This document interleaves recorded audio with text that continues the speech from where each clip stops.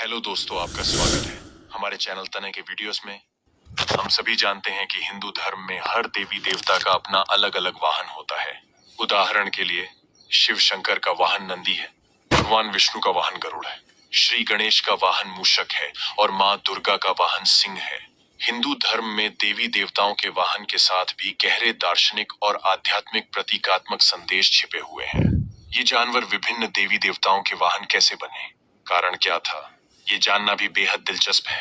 पूरी दुनिया जानती है कि शक्ति स्वरूप माँ दुर्गा का वाहन सिंह है, इसीलिए माँ दुर्गा को माँ शेरावाली भी कहा जाता है।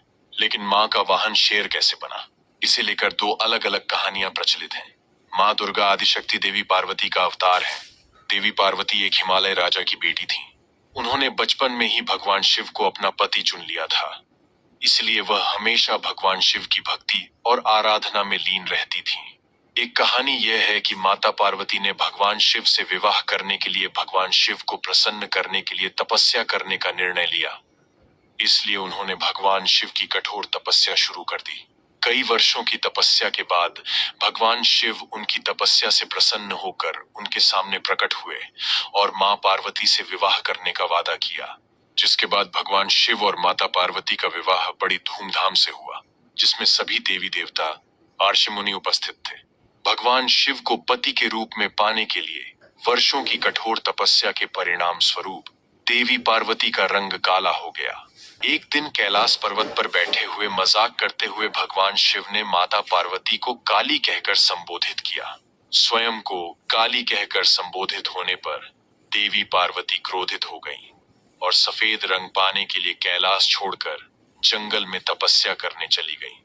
माता पार्वती जंगल में एक पेड़ के नीचे बैठ गईं और कठोर तपस्या करने लगी। इसी बीच एक दिन अचानक एक भूखा शेर वहां आ गया। यह शेर अपनी भूख मिटाने के लिए देवी पार्वती के पास आता रहा, लेकिन देवी पार्वती की तपस्या इतनी तीव्र थी कि शेर ने उन्हें चाहकर कर भी नुकसान नहीं पहुंचा सका और शेर मां की तपस्या पूरी होने का इंतजार करता रहा। वह वहीं बैठा देखता रहा। माता पार्वती की तपस्या में कई वर्ष बीत गए। वह शेर इतने वर्षों तक उसके पास बैठा रहा, यहाँ तक कि एक पल के लिए वह खुद की जगह से भी नहीं हिला। अंततः देवी पार्वती की तपस्या से प्रसन्न होकर भगवान शिव उनके सामने प्रकट हुए और उन्हें गोरे रंग का वरदान दिया। वरदान प्राप्त करने के बाद देवी पार्वती भगवान शिव के निर्देशानुसार गंगा के तट पर पहुंची। गंगा में स्नान करने के बाद उनके अंदर का काला रूप हट गया और उनका रंग गोरा हो गया। तभी से माँ पार्वती को माँ गौरी भी कहा जाता है, जबकि माँ पार्वती के श्याम रूप को देवी कौशकी कहा जाता है। जब देवी पार्वती ने अपनी तपस्या के स्थान पर एक शेर को बैठा हुआ देखा, तो बाद में माता पार्वती को पता चला कि यह शेर भूखा है और अपनी भूख मिटाने के लिए माता पार्वती के पास आया। लेकिन देवी को तपस्या में लीन देखकर वर्षों तक बिना भोजन और पानी ग्रहण किए उनके पास बैठा रहा। अतः माता पार्वती सिंह की भक्ति से अत्यंत प्रसन्न हुई, जिसके बाद उन्होंने शेर को अपना वाहन बनाया और इस तरह से शेर माता पार्वती का वाहन बन गया। शेर माता पार्वती का वाहन बना, इस बारे में एक और कहानी प्रचलित है। इस कथा का उल्लेख स्कंद पुराण में मिलता है, जिसके अनुसार भगवान शिव और माता पार्वती के विवाह का सबसे बड़ा कारण भगवान कार्तिकेय का जन्म था, क्योंकि उस शक्तिशाली तारकासुर राक्षस का अत्याचार बहुत अधिक था। संपूर्ण देवतागण और ऋषिगण राक्षस से त्रस्त थे। इस राक्षस को मारने के लिए भगवान शिव के पुत्र को पृथ्वी पर अवतार लेना आवश्यक था।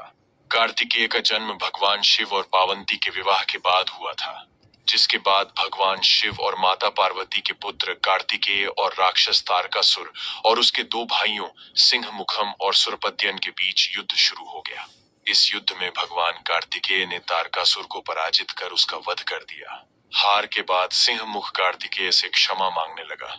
कार्तिकेय ने उसे माफ कर दिया और उसे शेर में बदल दिया और उसे देवी दुर्गा का वाहन बनने का वरदान दिया। तभी से सिंहमुख ने सिंह का रूप धारण कर लिया और माँ दुर्गा को अपना वाहन मानकर उनकी सेवा करना स्वीकार कर लिया। तो दोस्तों, ऐसी ही महत्वपूर्ण जानकारियां पाने के लिए हमारे चैनल को सब्सक्राइब करें, लाइक करें, कमेंट करें। मिलते हैं नेक्स्ट वीडियो में, तब तक के लिए बाय बाय।